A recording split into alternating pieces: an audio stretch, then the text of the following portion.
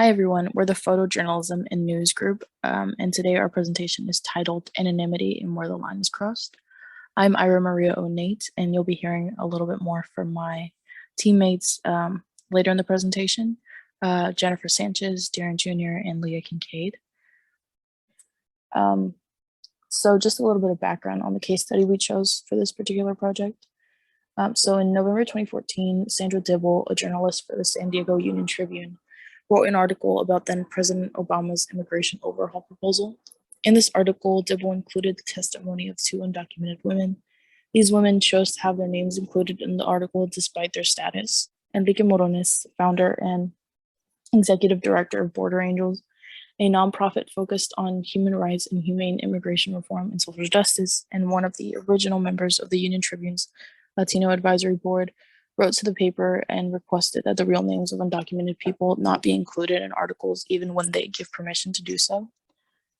Basically, Morones was arguing that including the name of undocumented people and their status could put them at risk from being persecuted by U.S. Immigration and Customs Enforcement and puts them at risk for deportation and everything that comes with that. The Union Tribune does allow anonymous sources in certain circumstances, like most newspapers, typically when dealing with minors and victims of sex crimes. But all of the anonymous sources must be approved by the editor. So this is the UT's policy. The Society of Professional Journalists, the SPJ, which we've looked at a lot this semester, does not have a specific policy of naming people who are unauthorized immigrants. This was as of 2014, and as of 2022, that still remains true. The article has since then been deleted, or at least edited to the point where I can't find it. But the article that we are using to base this case study on is on the San Diego Union Tribune's website, so they're not trying to erase the situation at all. But the article has since been deleted, but at least one of the women, the lawyer, still maintains that she's comfortable with using her real name and does not feel to be in any danger from U.S. Immigration and Customs Enforcement. With that being said, I'm going to pass it on to Leah, and she's going to give us some background on similar cases and similar issues dealing with anonymity. Okay, so now we're going to dive into the background on journalism and anonymous sources. So to start, it's important to highlight that there has been continuous debate on the use of unnamed and anonymous sources in the journalism industry. And some argue that the use of anonymous sources damages the credibility of journalists because a lot of times, like if the people aren't able to identify the source and verify the information, then the information in the story is seen as less credible. While others argue that it is necessary to ensure the free flow of information that otherwise would go unreported. According to DEF 2014. Okay, historically, there has been a constant flux in the use of unnamed sources. So standards have constantly changed throughout the early 1900s to 1950s into where we are now. In early journalism, this practice of anonymous sourcing was not widely accepted, but as the 1950s and 60s rolled around, there was like an increase of use of anonymous sources in the journalism industry. And in the 1970s, we all know about the Watergate scandal where Bob Woodward and Bernstein basically, it was a pretty big case. It exposed government corruption and even led to the President Richard Nixon resignation. So this kind of led to the increase of anonymous sources being widely accepted, and a lot more news outlets started using them. And of course, like there was a lot of skeptics and led to a lot of discourse, but a lot of it was becoming more and more common. And in the 1980s, Wolf Femur highlights like the Janet Cook case and how that case basically kind of put things on a pause, because it's like, wait, okay, so basically in this case, Janet Cook was a Washington Post reporter who used information in anonymous sources to create a story basically about a little kid that was doing heroin, and said that that her sources were confidential, but she actually used fabricated information from her other experiences with people who were addicted to heroin. Like, she fabricated the story. But ended up still, it won a Pulitzer Prize, but it was later revoked once they found that it was fabricated. But this led to even more discourse and called for stricter standards on the use of anonymous sources, because it just made the journalism industry look bad. Like, how can you give a whole Pulitzer Prize to somebody who, fabricated their story? Why weren't you able to verify them? That definitely damages credibility. And, and a lot of it was given to, or in the 1990s and 2000s, there were like a lot more scandals in regard to anonymous sourcing. And a lot of it was due to a competitive news environment. Everyone was trying to get the big story, but there led to this fall off of one of the key tenets of journalism is, the truth and verifying your information, like making sure our information is accurate and being responsible with that. But this also led to more, even stricter standards, and kind of limited the span of who gets to be an anonymous source and who doesn't. And a lot of the times, editors have to verify the reporter's sources and stuff like that. So, okay, so when it comes to like ethical perspective, our textbook highlights how most code of ethics and policies within the journalism industry stress the importance of identifying sources and verifying information, with few news organizations allowing reporters to keep sources totally secret. And we can kind of see this if we look at the Society of Professional Journalists Code of Ethics and their standard when it comes to anonymous sources under the Seek Truth and Report It clause. So that one involves, consider sources' motives before promising anonymity, reserve anonymity for sources who may face danger, retribution, or harm, and have information that cannot be obtained elsewhere. Also explain why anonymity was granted. And traditionally, like in I would say in current practices, this is typically given to anonymity is granted to whistleblowers, which are government officials that don't have the power, quote unquote, to speak, but they go under this, false identity or are granted anonymity and are able to, give out information about, government corruption as part of the whole democratic process, similar to how Bob Woodward in the Watergate scandal used whistleblowers to expose the corruption in government. And children and victims of crime, sex crime, stuff like that, these are the people who are typically granted anonymity. And from a utilitarian approach, Duff and Freffy and Freeman highlight the public good classically defined by utilitarianism is the theory that suggests the greatest good for the greatest number of people, and it becomes a benchmark whereby journalists make crucial decisions affecting source anonymity. So when it comes to using anonymous sources, journalists have to consider like ethical principles, like is their duty to inform the public more important than their duty to be truthful and transparent when it comes to like having and that is mainly in regards to the public, like when it comes to having anonymous sources, how can the public trust that these sources are truthful and transparent? But they have to put a lot of their trust into journalists. But when considering minimization of harm to a source, the use of anonymous sources is more ethically justifiable when the unnamed source is as innocent, wrong party, taking personal risks to make injustice publicly known. So stuff like that, people who are taking risk to their own livelihoods in order to get a story out there, information that they find is important and that journalists find is important.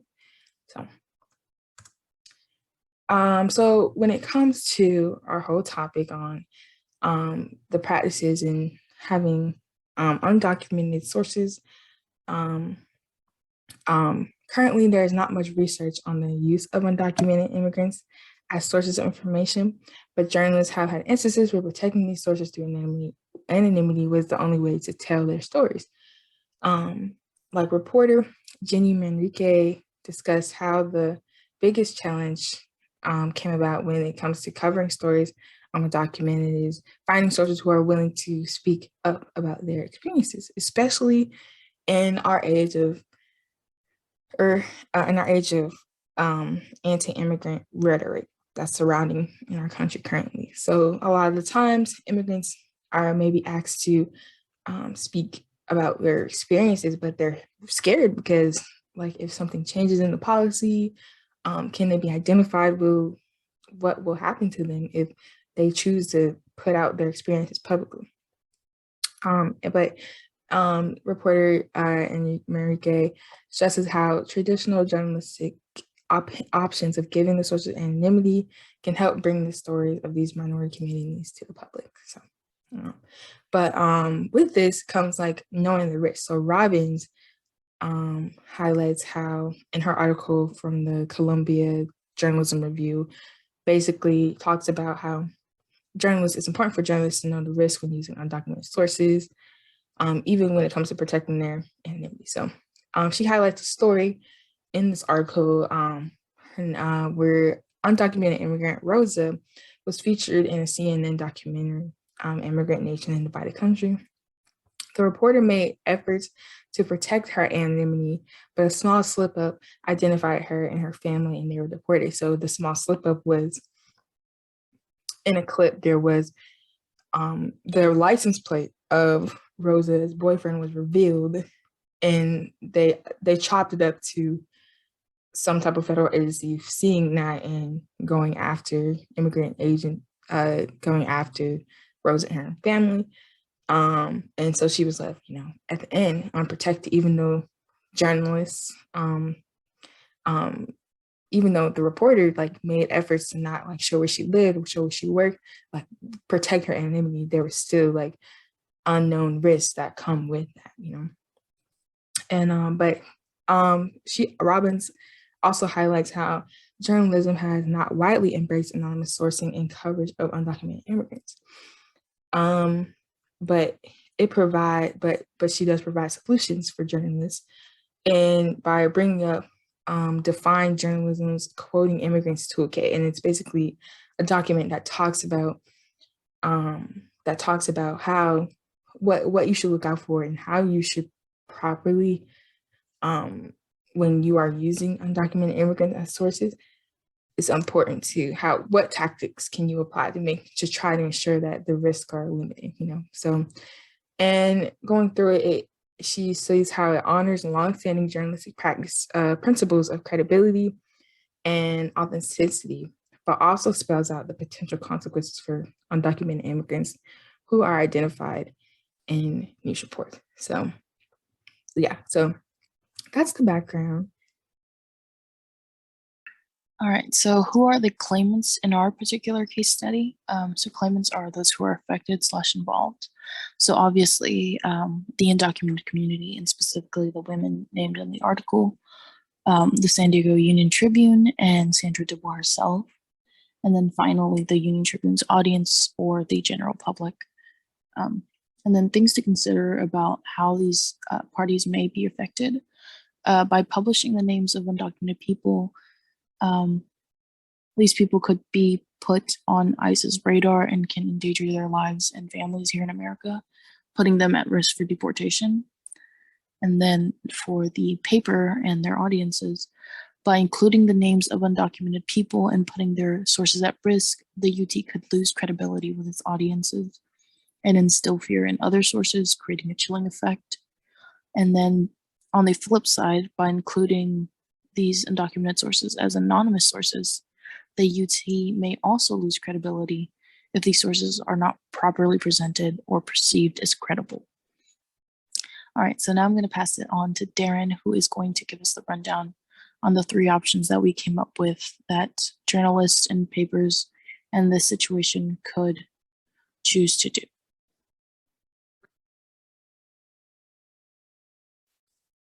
Okay, so with part 4, The summary of choices that the media, petitioner will have. We have option 1, use the source's real name. 2, leave the sources anonymous and attempt to justify their credibility. And 3, interviewing people who are documented but can speak to the experience of the undocumented. So with choice 1, upon request, if they allow the right to post their name without feeling their identity will be jeopardized, we will. Talking with the attorney of the sources and getting the okay to do so is the right way to go about this situation. With identifying them, it allows them to have credibility and could be beneficial to them getting immigration and allowing them to stay in the states. And this also shows, hoping to show that they belong and shows courage to speak out, and also the power to be able to speak up. And with option 2, leaving the sources anonymous is another option.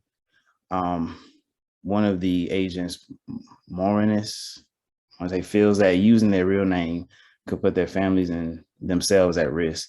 Bad things can and have happened with doing so, and we wouldn't want that to repeat just for, lack of credibility. The UT strives to avoid this option due to the lack of accountability and credibility, which could make it difficult to justify them without having their name, but it can, however, be done. And with option 3, although speaking out shows power, some may still feel that they can be at risk rather than beneficial. So we would interview people who are documented now, who may have been undocumented before.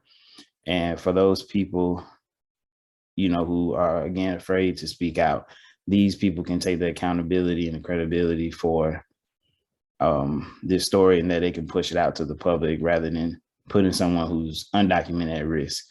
And this also could include people who have undocumented people in their family, but they are documented themselves, possibly.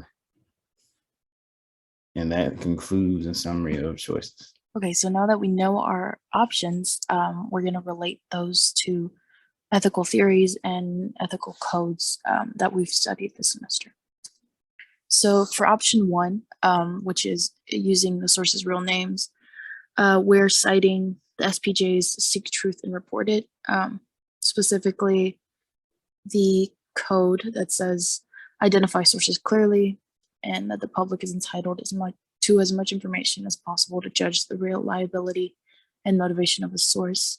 Also, giving a voice to the voiceless, which is a reason why the undocumented women may have wanted to be identified. And then finally, support the open and civil exchange of views, even views they find repugnant. These views aren't really repugnant, but it is a situation where open and civil conversation is necessary. And then for ethical theories, we said duty-based ethics, specifically the duty of fidelity. These women trusted you, the journalist, with their name and their story, and it's your duty to demonstrate your loyalty and put their story out there. And then finally, utilitarianism, which is that we ought to do whatever will promote the greatest happiness/good for the greatest number of people. If using their names and their point of views and their testimony can create change, then that is the best option, and that's what we should use. For option 2, which is leave the sources anonymous and attempt to justify their credibility, we're again citing the SPJ, but this time there's section on minimizing harm, where we, as journalists, say we will show compassion for those who may be affected by news coverage, like these undocumented women.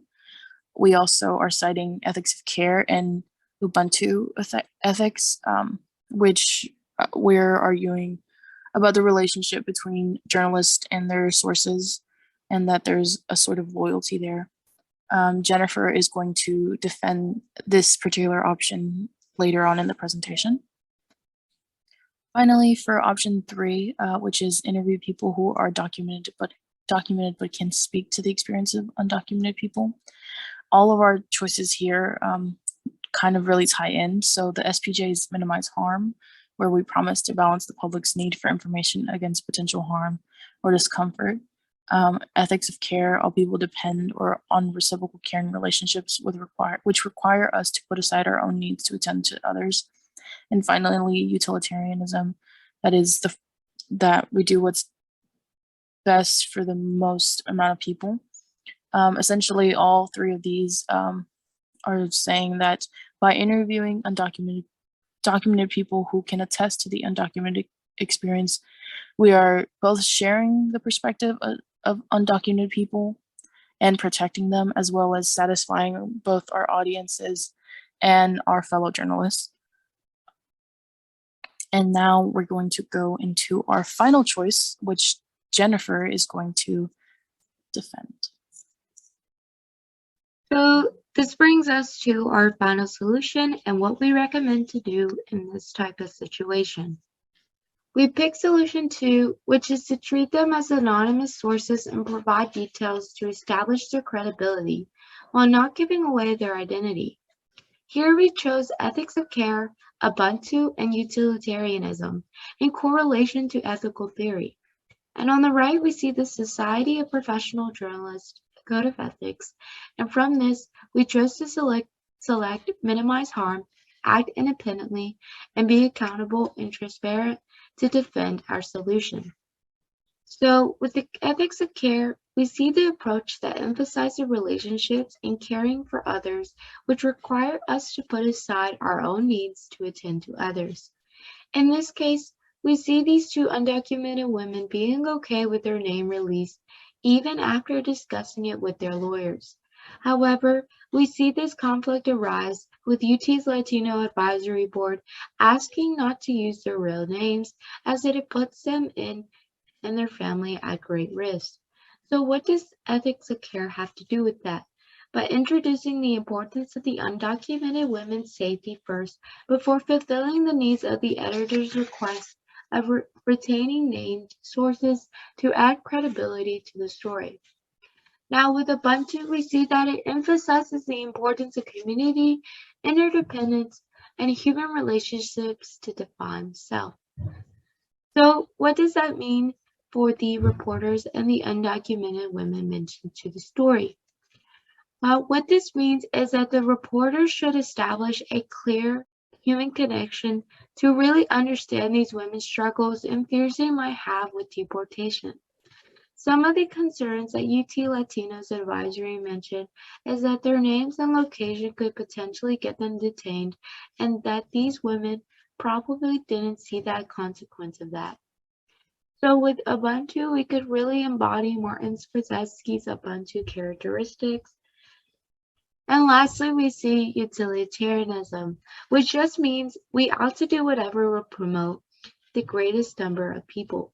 So in correlation to that with this story, we know that undocumented immigrants are a grand part of what America is, and to show and act within utilitarianism means we can look at the consequences of each individual and act and calculate the utility each time and